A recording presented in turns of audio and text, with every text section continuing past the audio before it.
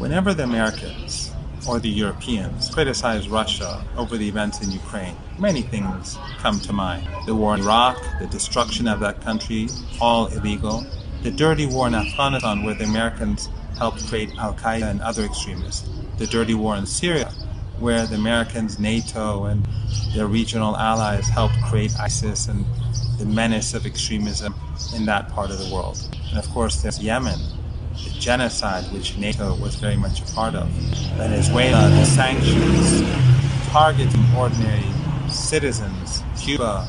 But for me, there's something that's much more personal, and that was the US and Western support for Saddam Hussein in his aggression against Iran. The United States and the Europeans gave Saddam Hussein chemical weapons. They gave him political cover, as well as military intelligence to get away with it and to use those weapons effectively.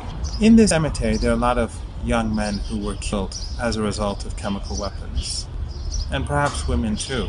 But I personally survived 2 chemical attacks, and I can say it's a horrific feeling when you're wearing a gas mask and you can smell the mustard gas seeping through. You cannot breathe properly in a mask anyway, and the feeling of mustard gas coming into your lungs is horrific. Or when nerve agents are used and you cannot breathe, and you cannot have any hope in someone saving you, and you just have to strangle so slowly. That too is a horrific feeling. Different gases were used, and I had 2 very different experiences, both equally horrible. I survived, many didn't. Many died a very slow death that took many, many years. So when the Americans and the Europeans speak about human rights and human values and war crimes, I get sick, because the first thing I remember are chemical weapons.